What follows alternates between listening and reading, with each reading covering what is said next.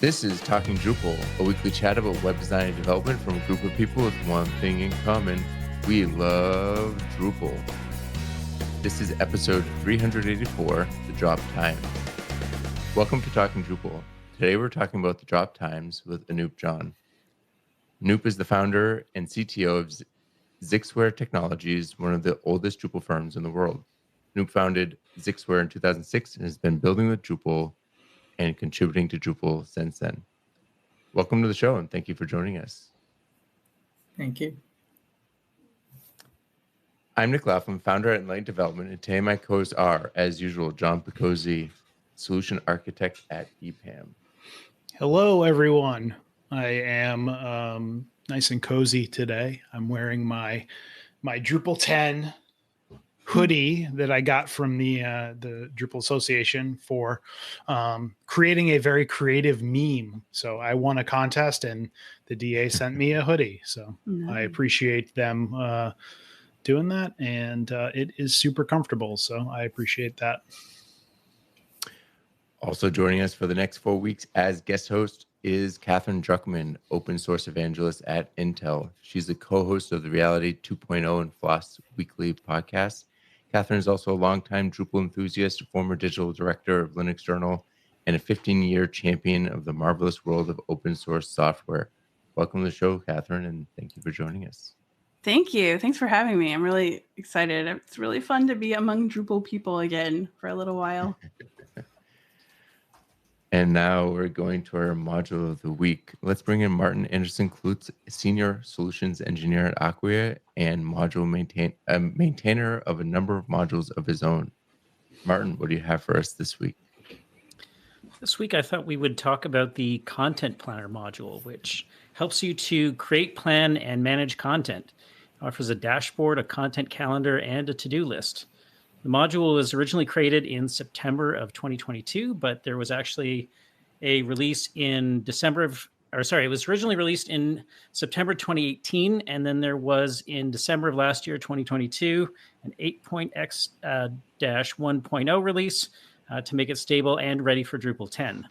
Updated periodically, actually only has 11 open issues and only one of which is a bug, which is actually pretty impressive considering it's in use currently by almost 1,000 websites. The module was originally created by Lucas Fisher, who gave a talk about it at DrupalCon Global. There's a link to that in the show notes, but it's actually been recently maintained by Dieter Holvowit. Hopefully I pronounced that correctly, Dieter. So in terms of how it works, it actually has a calendar that you can go into. You can select a date and the content type you want to create. And then once that content is saved, the content is automatically scheduled for that chosen date. The to-do list that it has can actually be viewed as kind of a Kanban board with lists for each state in your moderation workflow. And the customizable dashboard also allows for integrated kind of third-party widgets, including Google Analytics. So your content authors and editors can get a sense of kind of what content is popular on your website, as an example. So let's open it up to chat about Content Planner. Yeah, I want to say one of my first impressions about looking at this module page is I feel like on some level this is the module page that modules should aspire to match. It is so clear. It has such great images to kind of outline what it does. I mean, a lot of times you look at a module and you're like, you have a module page and you have to dig into the README to kind of figure out what's going on or install it and play around with it. But this shows you, right on the module page what it can do, how to install it, how to use it. It looks great. I mean, another question that I have though is it says it's completely open source and free to use. Is it a Drupal module only, or is it integrating with some sort of service? So it's fully Drupal in terms of how it works, which, as you point out, is kind of a differentiator from some other modules that purport to sort of do the same thing, but actually use a third-party service. In fact, the DrupalCon Global session from 2020, I think actually is titled something like, managing content with native Drupal. So, really sort of keying in on the fact that it is entirely a Drupal-based solution. It's interesting because Steven and I have a we're both working on going to do more blogging, and this feels like this could be a good way to help somebody kind of create a content calendar and to fulfill their New Year's resolutions around blogging more. Yeah, I used to work at an agency where, there was a lot of those kinds of discussions around, scheduling content and those kinds of things. And so when I had seen that DrupalCon session, was really excited about it and sort of took it to that content team. But they told me that they had basically just overhauled that whole blog system and basically weren't ready to kind of throw out all the work that had been done and restart on Content Planner, which was disappointing to me because it sounds super cool, and I've played around with it a little bit, and it is pretty slick the way it works. I also just want to give a quick shout out to Dieter because he maintains the module that I've used recently that I opened an issue on, and he was extremely responsive and collaborated with me to fix the issue. Very, very quickly. I mean, it was like maybe 2 days from when I reported the issue until there was a fix released. So definitely appreciate that too. This is making me very nostalgic for my publishing days. I'm looking at it and thinking, wow, this is dreamy. I would have really loved this about 10 years ago. I mean, those dashboards are good looking, and that calendar I know. too. I mean, it's makes me want to start up a new publication, which is maybe foreshadowing? It just kind of gives you the ability, right, not to have to use Trello and to be able to just bring it into your Drupal site, right? So, well, and the fact that it's automatically sort of in sync with the steps in your publishing workflow, I think is also pretty powerful, and makes things nice and simple to keep up to date. Yeah, a lot of these modules actually need a little more promotion. It definitely deserves to be used by more than 1,000 sites. Yeah, that's right. Well, and that might be a segue into our primary topic. So, well, thank you, Martin. With that, we're going to move on to our primary topic. So, as our listeners know, the hosts of the show also help organize NedCamp. Stephen Cross is also one of the NedCamp organizers and talked with you in September before our camp actually went on. The pre-conference coverage and post-conference coverage was fantastic from the Drop Times. So we'd like to, personally thank you. But today we'd like to kind of talk a little bit more about the Drop Times and let our listeners know about it if they haven't heard about it yet. So can you start with an easy question, I guess? What is the Drop Times? In short, Drop Times is a news website that is focused almost exclusively on Drupal news. That is news from the community, news about the contributors, news about the organizations in the community, and especially events that is happening in the community. The site was founded with a vision to be part of this initiative to really help celebrate Drupal, right, within the community and also outside the community, and use news as the medium to allow us to really tell people how exciting it is to be part of this community and build and grow Drupal and everything around Drupal and people and organizations in Drupal in the community. So, Anoop, how did you get started with Drupal? Can you give us a little bit of your background as to how you got started with the Drupal and why, kind of a site like this was an interesting undertaking for you? Yeah, it goes a long way back. I am somebody who loves the idea of free and open source software. Growing up, my tagline my first email, right? My email signature was "Be the change you wish to see in the world." So I felt that free software, right? The idea of free software actually allows people to be that, right? Even in the smallest of ways, right? You use tools, you contribute to the improvement of those tools, you help other people with those tools, allow them to leverage it. I'm discarding all the activities around the commercial activities around that, right?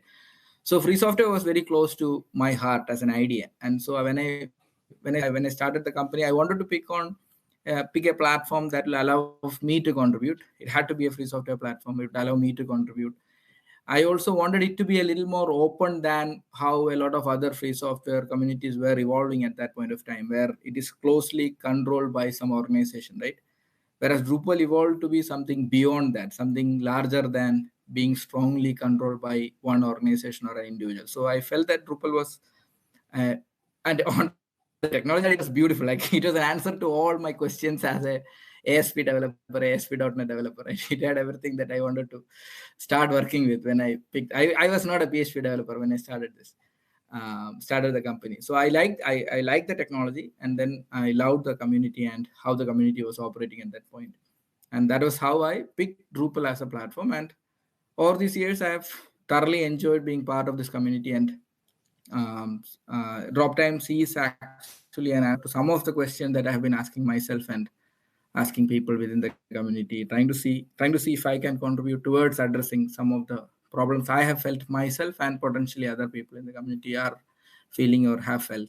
This is really exciting for me, by the way, because I think I mentioned I'm very nostalgic about publishing. I'm wondering, could you tell us a little bit more about who's involved in the Drop Times and the Drop Times itself? Yeah, so I can go deeper into the whole idea of why we started Drop Times, right?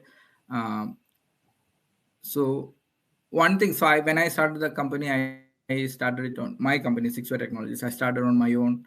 I'm still not a sales guy. I'm still not a sales and marketing guy. I mean, I'm still a hardcore tech guy. I sit and code. But I felt that one of the biggest challenges as somebody who was trying to run the company and also contribute, right, was that the need to sustain the operations of the company will always supersede my ability to contribute, right? And I felt that I was very limiting, right? As somebody who would love to contribute, and somebody who would actually love to help people. And I'm not just Drupal, right? I've actively been on the ground as a GNU Linux activist on the ground, helping people set up systems in those days when hardware was not very friendly to free software platforms. And so at that point, even then I felt that, hey, my time to do that is actually being held back because I have to also ensure that my company is surviving, right? Felt that, hey, there is the tie, the connection between the ability to contribute and the desire to contribute is not really, the loop is not complete in terms of the commercial ecosystems around it, right?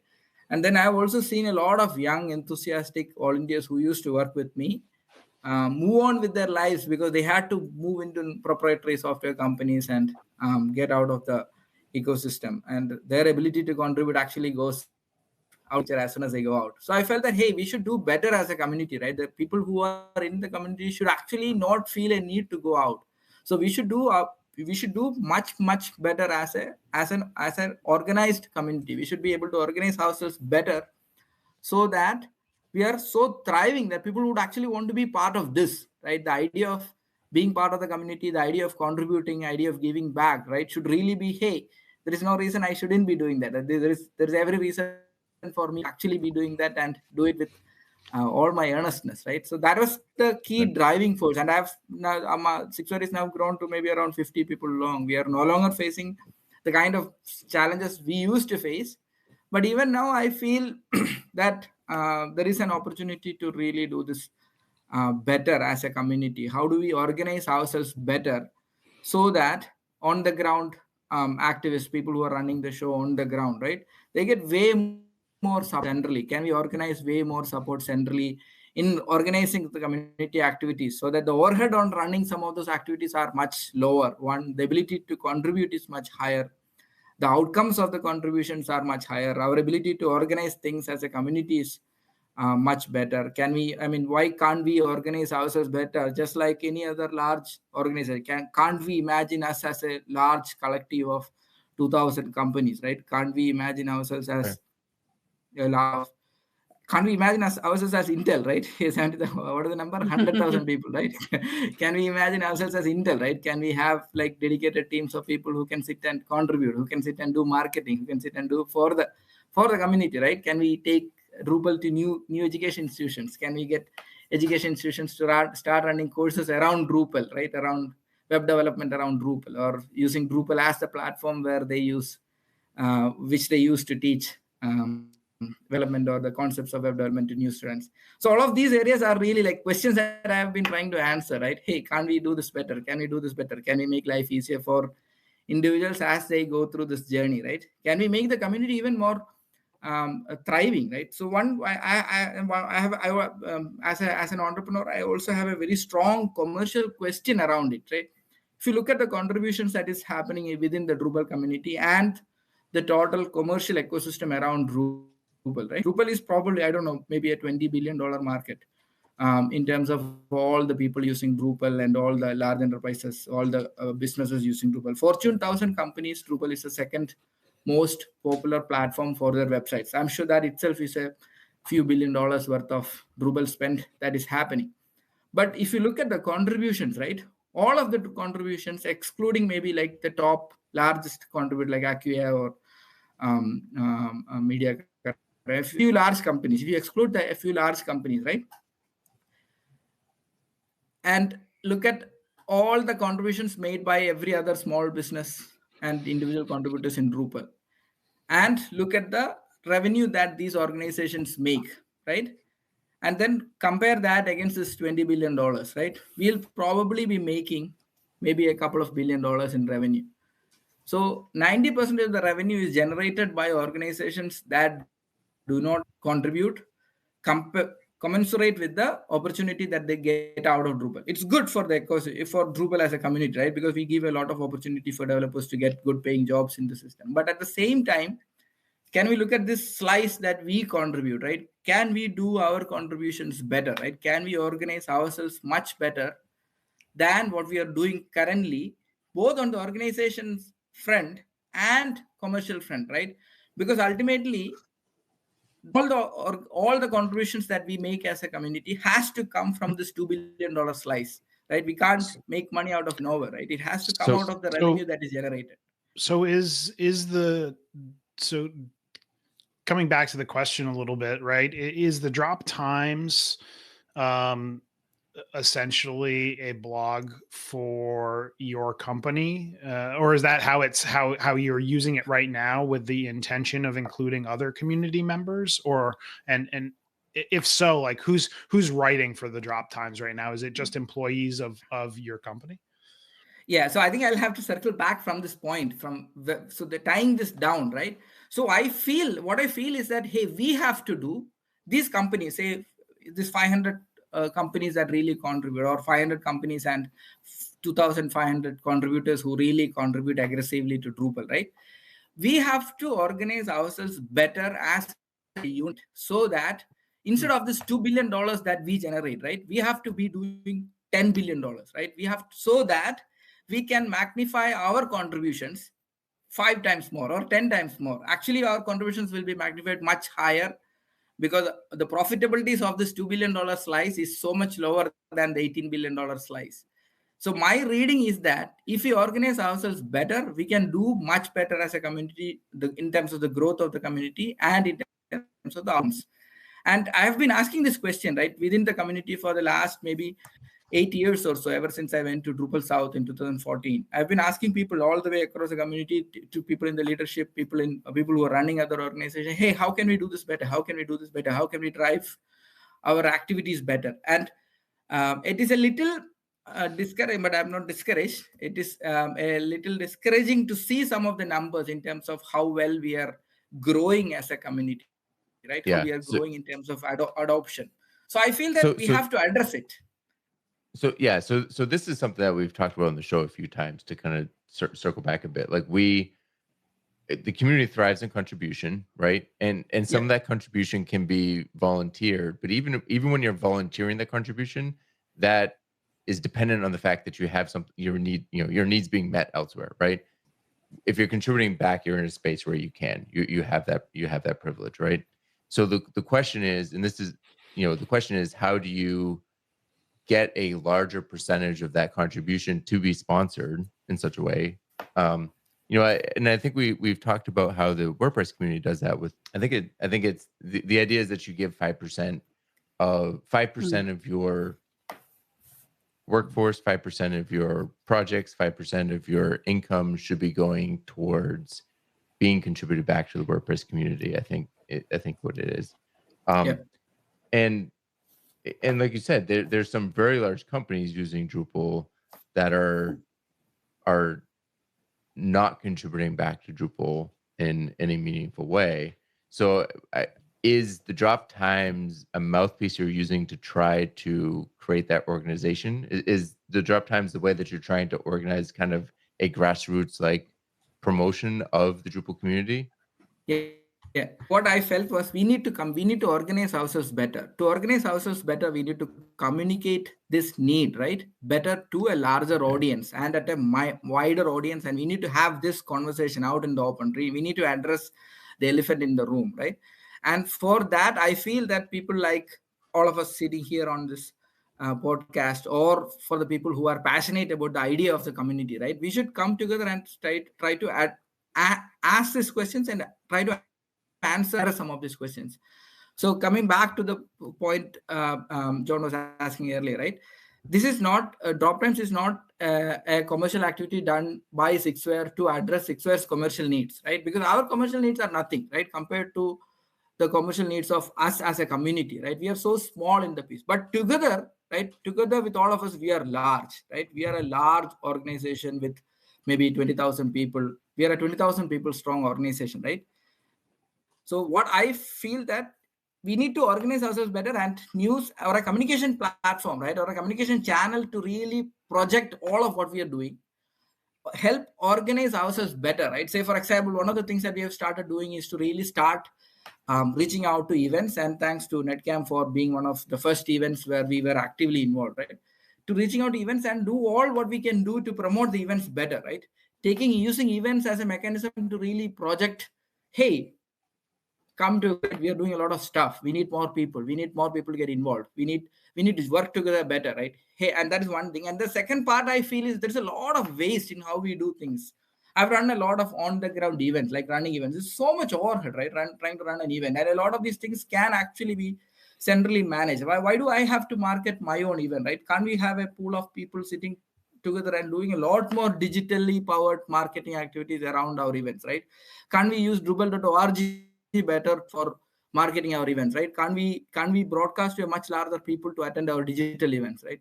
So there's a lot more that we can do better. So one part of that is something that I felt, hey, we can put together this initiative to start projecting these things out into the open, right? Start touching more people, right, within the community. I'm not a big fan of preaching to the choir, but preaching to the choir is essential for us to organize it. But at the same time, we should also grow the community, right? The average age of Drupal developers, it has been constantly increasing much faster than average age of other technologies out there. And there are also more hotter technologies for newer generations to embrace. So I think there has to be a bit more of an active initiative to reach out. And I felt news was a good medium, and projecting our initiatives, our successes, our excitement, our activities, our celebrations, our individuals, right, into the wider audience out there is also essential part of that, as part of growing the Drupal community. So Drop Times is an attempt to address some of these things. Now, I do not have answers to all the questions on how it is going to evolve, or I know that it cannot sustain on its own as it stands, right? Me putting in all the money around what is essential for that. And it's also so small, right, compared to what it can really get to. So figuring out answers is, I would want much more input and collaboration with the community, individuals out there, people who are interested to take it forward to the next level, and also to address some of the questions. I have documented a lot of these conversations / questions into like a presentation, which I have shared with the team earlier. And this has been built over the last several years. I don't know, maybe 4 or 5 years. And so a lot of people have interacted on that presentation. It's public. Yeah. So if you were to boil down the mission statement of the Drop Times into one sentence, what would that be? What's the mission statement? It would promote Drupal and everything around Drupal and celebrate Drupal. Okay, perfect. Okay.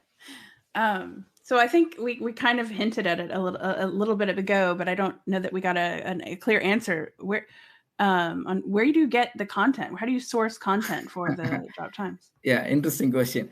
So we are a small team, like a small team of journalists that we have put together for this, and they are only, all of them are based out of India, and none of this news is like new news unless it is like an active interview that we conduct with an individual, or directly working with a person to understand what they are going to do with the new module or something like that, right? All of this content is ultimately generated and published in one of these organizations or the event websites, or individual blogs or aggregated news websites out there, right? And this is primarily aggregating that information. Some of it has to be rewritten. A lot of it is primarily taking that information and write it in your own words onto the website. That is how it is currently happening, and the volume is still super small. I'm not happy with the coverage, right? I want 100 times this news coverage. I want everything in the community to be covered. I want coverage of every small success of every individual in the community, right? I want all initiatives taken up by the community in all small forms or large forms to be covered. But that's a huge effort, right? We can't scale it like that. So it has to be, we need to figure out how to scale it in terms of collaborating, bringing content to the table. But at the moment it is super small, and I would love it I would like to see it 100 times larger than it is. I mean, the idea, sorry, Nick, the idea of like, of kind of repurposing some of the content, just looking at like a small segment of this, right? So like what the Drop Times did for NedCamp, right?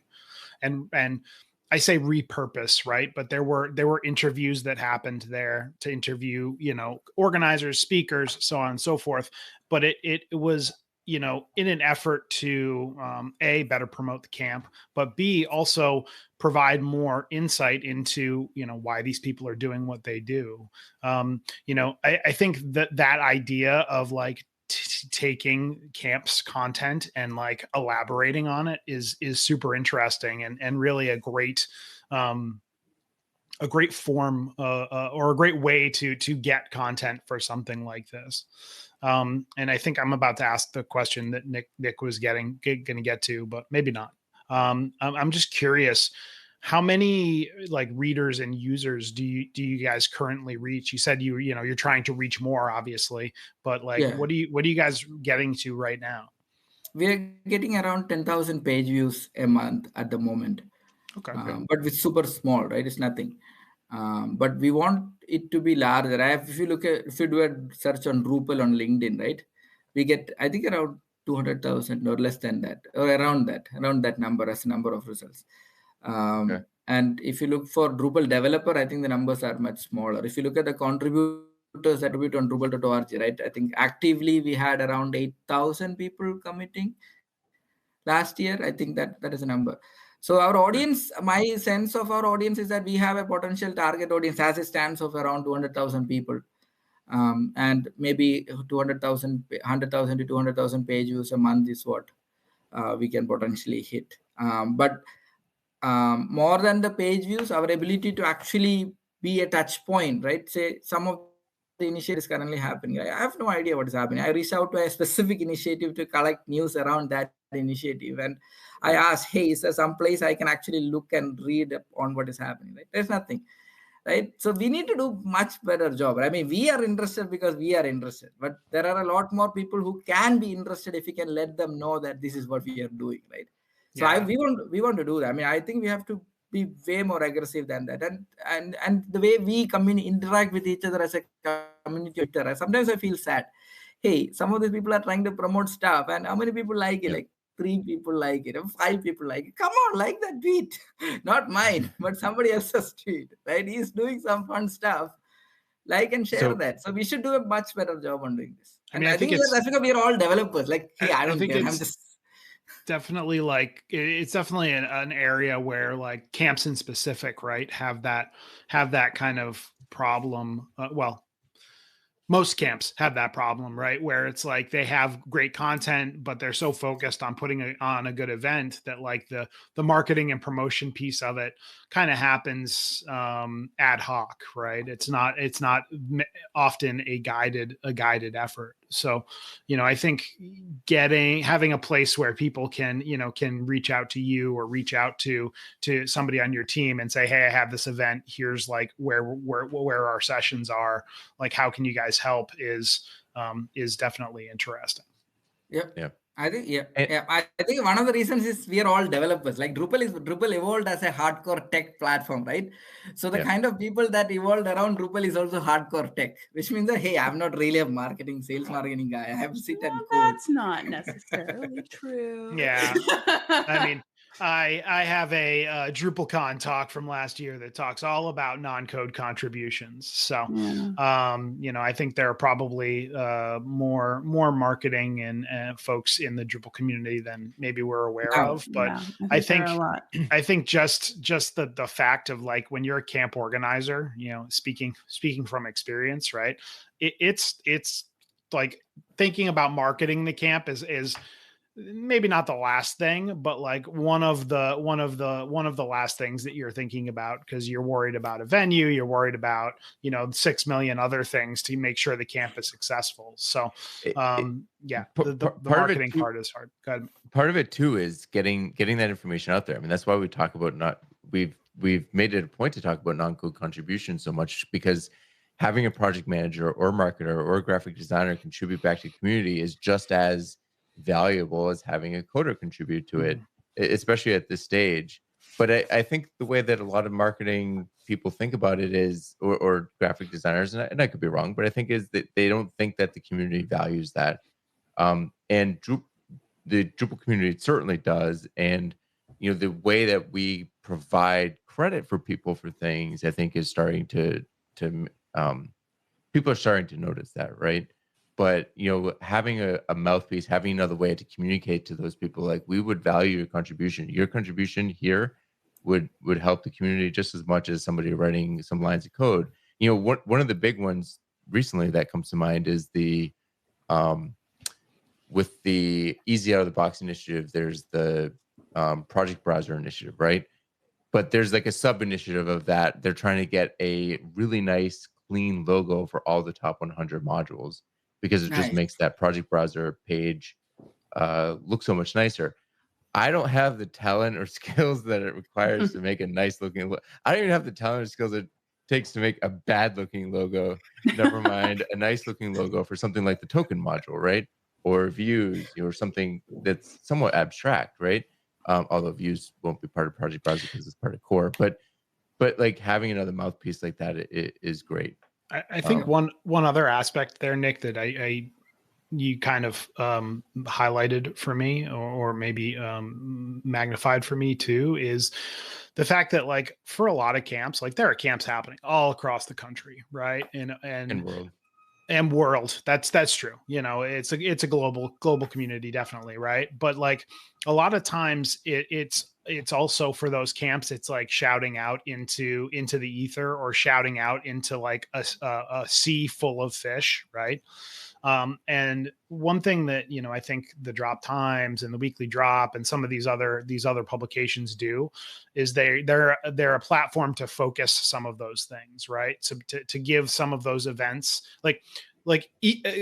almost a great equalizer, right? To be able to equalize, like, hey, this camp that's not as not as prolific, or not as well marketed as this other camp, now can get on this platform and have the same sort of coverage, and people can be made more aware of it. And you're being more proactive about it too, right? Yeah. You're rather than the organizers having to be like, oh, I need to notify the Weekly Drop, I need to notify like, one of the things that I noticed with the Drop Times is, you found our content, which brings me to, any initiative or project will have its growing pains. And I know early on the Drop Times, there was some concern about how attribution was working. What were those issues like, and how did you overcome that? How did you kind of resolve some of the attribution concerns? Yeah, so I don't know if we have fully overcome that. The team is journalists that we have put together for the team, right? These are not free software contributors or people who come from the free software background. and their only mandate is to collect, compile, and publish, and the numbers that they have to start going after, right? So one of the challenges that we had internally initially was to be able to even know how exactly this is compiled, where was the source from, how is this information published, right? We have put together some control systems on top of that. We would also still want to depend on the community to, hey, this looks like this is from this, right? And it's not attributed. And that's perfectly fine. I think it should be pointed out whenever we make mistakes. And we have received a lot of guidance on that, on this process. I've had some really good conversations on addressing some of these challenges. It's all part of the growing pain, and I think we are evolving in this organization. We are doing a much better job on the attribution front now. We have also tried to put in some technology support to the process of attributions.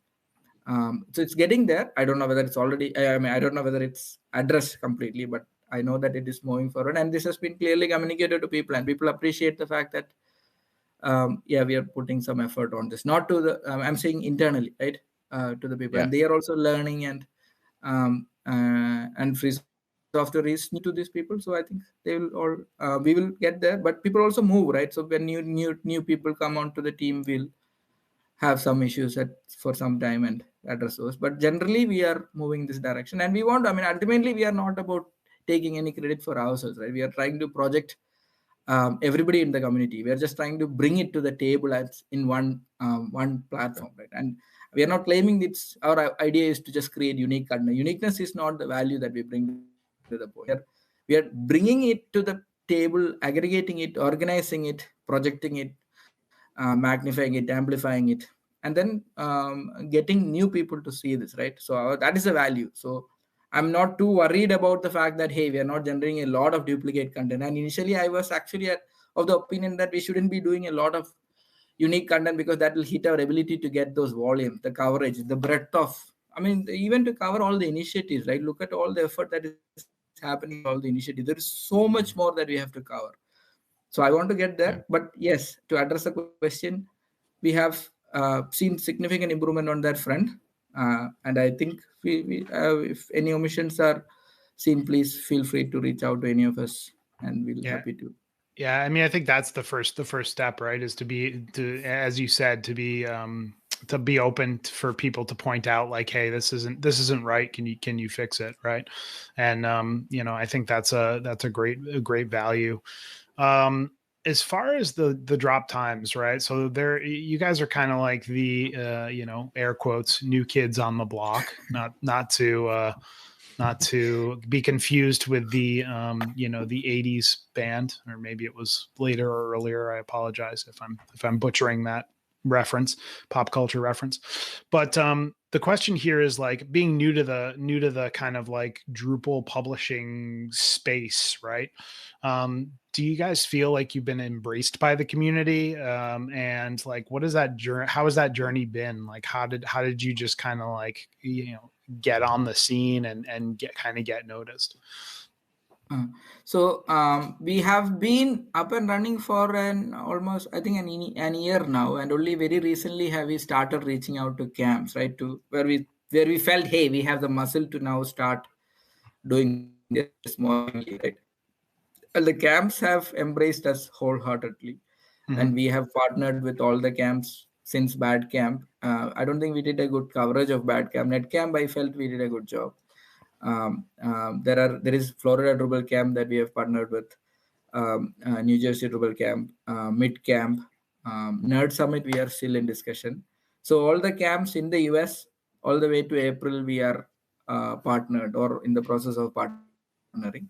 And our objective is to really cover 100% of events. There's no excuse to not cover a Drupal event. So we have to do that. And our community has, the event organizers for sure have expressed their appreciation for what we are doing. And we have also received feedback from the community as well in terms of the coverage and what we are bringing to the table. In terms of the community as a whole, I do not know, because we have only started reaching out. We have only reached out a very small fraction of the community. I would definitely like all of us to be more active in the idea of promoting Drupal, not just drop time, right? All of our initiatives. I think we should be more aggressive on social media as a community to take and interact and share all the content that we create across all the different platforms and organizations and initiatives, right? And project it so that not for commercial outcome, there's no commercial outcome in any of these things, so that we can take the news out to the next generation of developers who can become part of the community, right? Next generation of contributors who can become part of the community, to inspire another person to contribute, right? Hey, I didn't know I could do that, right? So I think we should be much more aggressive than that, and I am hoping Drop Times would be able to play a stronger role in that that activity alone, like taking it out to a new set of contributors and developers. So I'm curious about funding. I'm always curious about funding, frankly. But especially with something like this that's new, I'm wondering, what is your current funding model? How are you funding your current activity? But also I'm wondering about your future plans. You sound like you have a lot of ambitious plans for the future. I'm wondering, what those are and how your funding model might adjust to support that. Yeah, that's an interesting question. So news in itself is not a viable model for any kind of commercial activity. Even commercial news organizations used to be. Yeah, it used to be. Correct. It used to be. Good old days. So even commercial news organizations have struggled, right? So I don't know or I don't think whether there is any actual commercial models around news as such.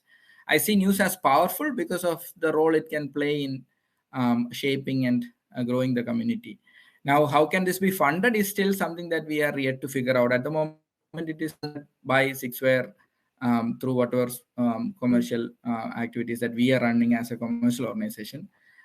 Scaling, it is still super small. I mean, for me, I like to think scale, even though I'm quite a small organization, and I like to think scale, right? So scaling is a complex problem. I don't think we have the financial ability or resources as it stands to scale to that level where I want it to be. But I don't see drop times as the piece that is expected to scale, right? I'm looking for a much larger collective initiative effort from across the community with multiple people at the commercial side of the ecosystem, right? To be able to drive and scale a set of activities, not just drop times, right? But a set of initiatives. But one of the next things that I want to do as part of drop times is to assemble a team of people who can dedicatedly sit and support the camps, right?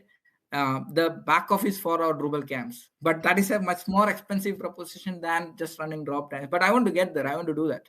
And I was part of Bad Camp organizing team for like 2 years. I mean, I barely put any effort in that activity, but I've seen the kind of effort that goes behind the scenes. It's unbelievable, right?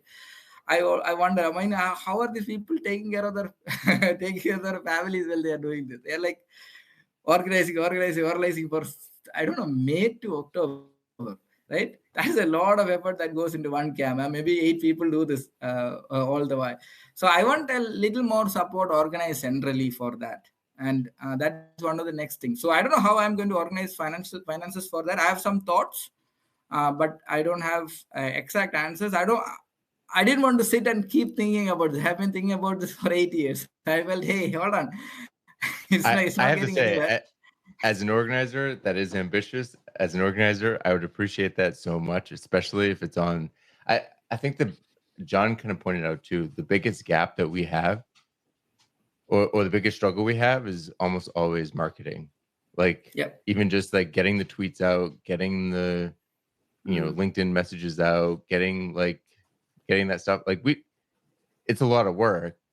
But that's the position that I think we find hardest to fill. Yeah. There's also a struggle, I think, in Drupal, in event marketing and just Drupal and the Drupal community as a whole. Drupal people are great at talking to each other. Like we are so good at that. Here we are. But we struggle to reach non-Drupal. We struggle to reach the external audience, the greater open source community, the people who would become your clients, the greater technology community, the business community, all of those things. I think we really struggle with that. So it's a challenge. Yeah. Some of these problems are to- outlined in that go ahead. document that I shared, right? Some of these thoughts Yeah. that I've shared are also outlined in that presentation. It's an open. You can log, you can access it and comment on it, and a lot of people have contributed. So I would love to have this conversation taken beyond the podcast or beyond conversations between individuals, right? I'll take it out in the open, dissect it, and start addressing pieces and do proof of concept, right? Drop times for me is a proof of concept, and Yeah. get to put together pieces that we can as part of, and a lot are also happening. It's not like nothing is happening. Okay, I'm not saying that nothing is happening. A lot of initiatives are happening. A lot of experimentation is happening. Drupal Association is actually looking to drive a lot more stuff. I think they are very aggressive given the way they are hiring people at the moment. So I think there's going to be a lot of interesting stuff in the community. I'm happy to be part of this journey at this point. I don't know. I don't have answers to all the questions. How in the world am I going to fund it? I don't Yeah. have all answers, but yes, it's moving. So I- one thing I want to touch on before we move ahead, right, is you just used a developer centric term of proof of concept, right? Typically a proof of concept is something that you do, and then in most cases, throw away, or in some cases you build on, right?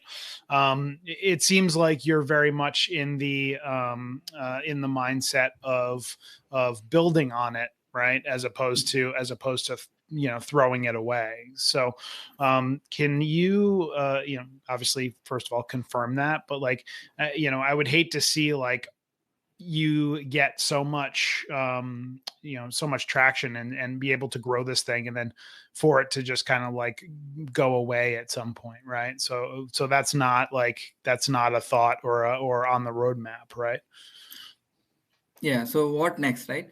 So what next for me? I think what should happen next is to really start addressing the idea of, hey, how do we help? How do we grow? If we don't grow, we are shrinking, right? If you're not growing, we are shrinking.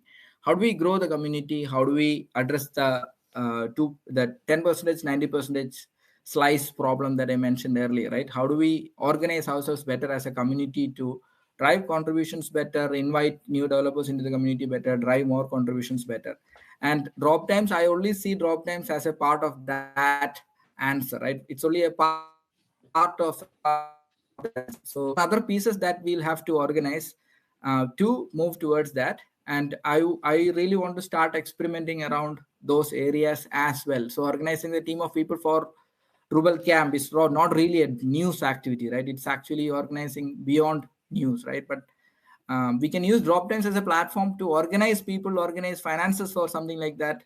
But I want drop times to, I don't know whether it's all going to succeed or not, but that is a direction that I want to see it move forward in terms of organizing things at scale, bringing together people as a collective, right? And I'm very clear about that, right? It has to be very democratic. It has to be out in the open, transparent. I've been out in the free software community for, I don't know, 20 years now, right? So I have to, you have to, it has to be in the open, and it cannot be my baby. I keep saying this. It cannot be my baby. My baby, nobody cares about my baby. It has to be our baby. If it has to succeed, it has to be our baby. Not the idea of drop times, but the idea of the scale and how drop times evolves and becomes part of something larger, something like a collective initiative by organizations and individuals in the community, right? I do not have answers. I have a lot of questions. I have a lot of thoughts and comments. I'm happy to engage, interact, negotiate, debate on that front. But I really don't have clear. But I'm very clear that it has to be collective, / it has to be open, / it has to be transparent, it has to be out in the public. So to that end, did you consider having the drop times be a nonprofit, or is it just kind of a subsidiary of Sixware at the moment? I look at drop times as something larger than Sixware. As it stands, it is only a project. But in terms of not for profit, it is already a not for but not profitable and non-profit organization. I guess are two different things, but that is an interesting observation. It is not an organization as it stands. Yeah, it's not. Yeah, and it's not an organization as it is, right? It is still only a project. The structure, how it is going to fit, where it is going to fit, all of that has to evolve. I see any commercial activity that comes, right? I see it as a collective. I want to look at all of what I am trying to put effort towards outside of Sixware, right? As a larger collective activity. When I say collective, I'm actually talking about a collective, right? Where we are talking about organization, and we are all business owners, right? I'm the founder and CTO of my company, Sixware Technologies, and I like to be that, right? To be able to control and manage and operate that commercially and profitably. But outside of that, I'm also a free software, somebody who's passionate about free software, a free software activist, I would call myself, and be able to contribute on that front, right? And being able to contribute to that journey that I'm sure a lot of others are also going towards. So yes, it could become part of something larger, something that is more managed or organized centrally by not one individual, but multiple individuals and multiple leaders, and collectively and democratically. So that's probably a good segue. Speaking of open source communities, free software communities, do you encourage / allow the community to contribute content? And yes, we do. There is already a mechanism on the side. Oh, okay. That was the next question. How do they do that? Yeah, there's already a contribute news form on the website, but I don't think we have actually received anything via that form. People have reached out to us with news and information and request to cover something, but that is already happening. And this one, we have put this form together for people to start using. I don't think it has gotten a lot of traction yet, but that will. I'm hoping it will happen. I mean, once we see value being generated, right, people will start contributing towards that value. All 10 of our listeners are going to go fill that form out as soon as they hear this. Yeah. I mean, what you have been doing is, right, talking Drupal and weekly drop, right?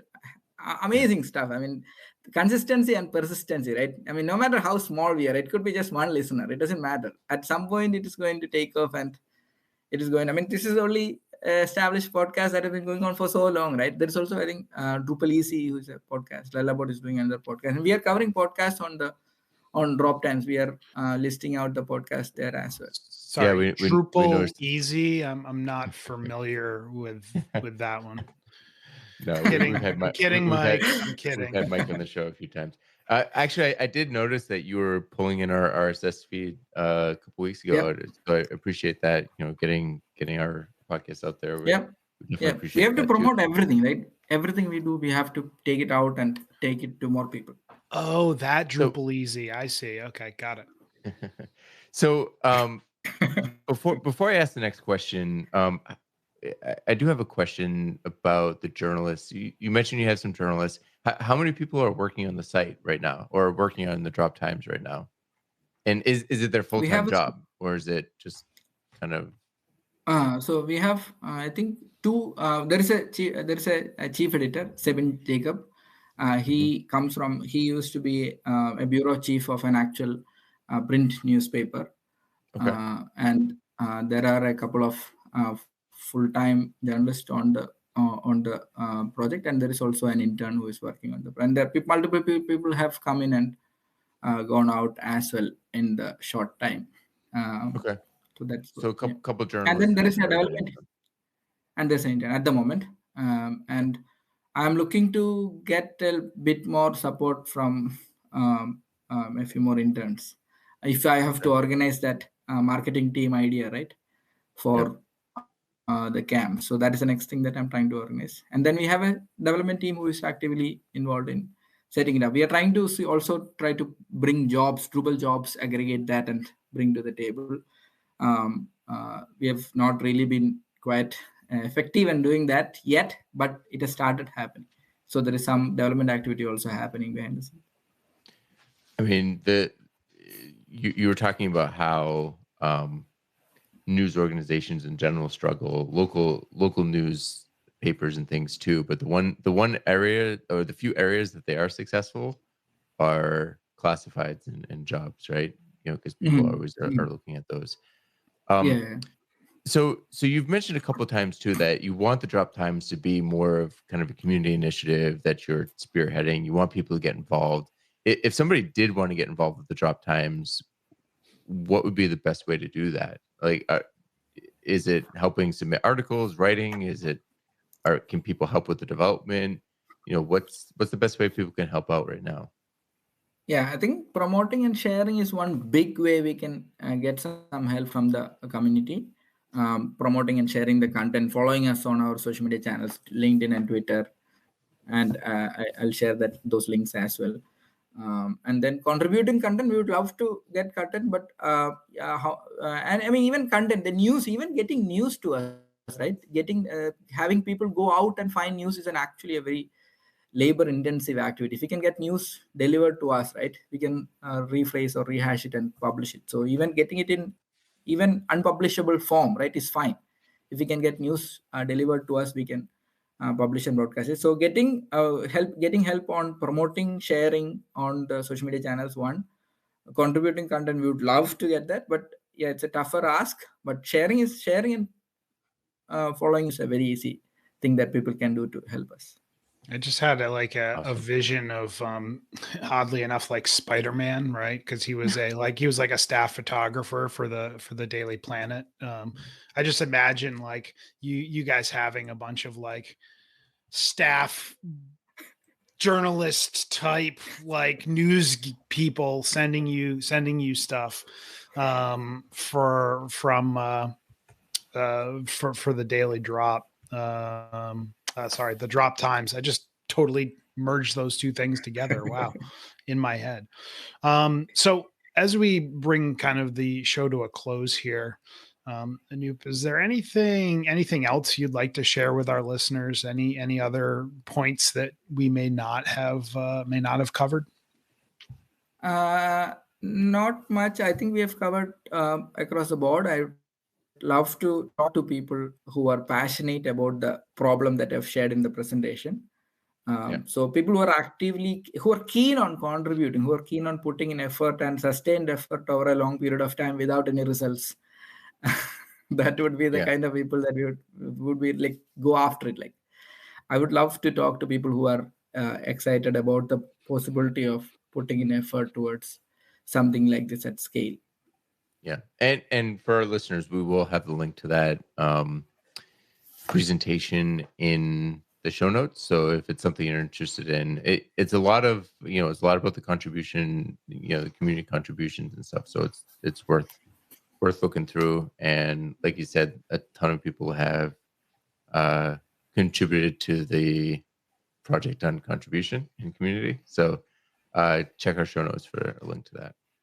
Okay. Well, Anup, thank you for joining us and talking to us about the Drop Times. It's been a pleasure having you here. Thank you for the opportunity to share this with all of you and hopefully with the larger Drupal community out there. If you have questions or feedback, reach out to Talking Drupal on Twitter with the handle Talking Drupal or by email with show@talkingdrupal.com. You can connect with our hosts and other listeners on Drupal Slack in the Talking Drupal channel. And you can promote your Drupal community event on Talking Drupal. Learn more about that at talkingdrupal.com/tdpromo. And as you guys know, listening to today, you can also promote it on the Drop Times. So just head on over there if you have an event as well. Get the Talking Drupal newsletter for show news, upcoming Drupal camps, local meetups, and much more. Sign up for the newsletter at talkingdrupal.com/newsletter. And thank you, patrons, for supporting Talking Drupal. Your support is greatly appreciated. You can learn more about becoming a patron at talkingdrupal.com and choose to become a patron.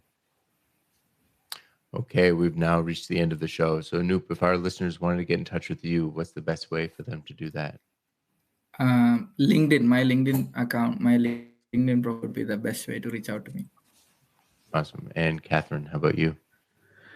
Oh gosh, there's so many places to find me. Where do I start? You can find me, start a small plug, open.intel.com and soon to be open at intel.podbean.com. And you can find me on Mastodon. That is Catherine D at Librem.one. Or you can find me still on Twitter as Catherine D. Or you could probably also find me on LinkedIn.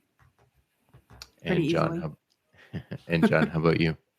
You can find me on all the major social networks and Drupal.org at John Picozzi, and you can find out more about EPAM at epam.com. And you can find me pretty much everywhere at NixVan, NICXVAN. And I did recreate my Twitter account just to make sure that somebody didn't take it, but I don't really intend on using it too much in the future. So feel free to refollow me if you want. I deleted it long enough that I lost all my followers, but I don't really intend on using it too much. I actually cross post from Mastodon. I just post on Mastodon and it ends up there. Sometimes I reply still on Twitter because there's just enough going. I don't know. That this could be a whole other episode, honestly. Yeah. Well, I threatened to get Nick's Twitter account, and that possibility scared him into recreating the account. But by the way, it was a huge hassle to recreate it. I had to, like, something on their internal side is not working on the authentication. I had to create it 8 times before I was successful. Oh, wow. Across 2 different browsers. I'd authenticate 2 different phone numbers and 2 different email addresses before I could recreate it. So with that much effort, somebody probably wasn't going to impersonate me. but my goodness, it was way harder to create than it should have been. That's interesting. That's good information. I think locking is probably the better. Like, I get people wanting to just burn it down, close their account, go away. I get that, but I think locking is probably better. Yeah. And as always, if you've enjoyed listening, we've enjoyed talking. See you Bye, everyone. Week.